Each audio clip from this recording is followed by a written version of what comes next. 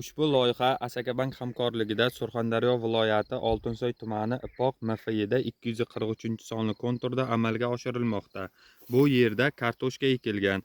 Maydon hajmi 10,7 gektar, uzunligi 450 metr, bo'yiga 240 metr.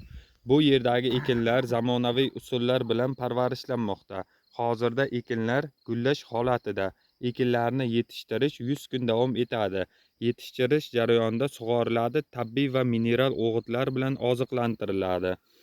Ushbu loyihaga 32 ta dehqon xo'jaliklari biriktirilgan. Har bir dehqon uchun o'rtacha 0,133 gektardan yer maydonlari to'g'ri keladi.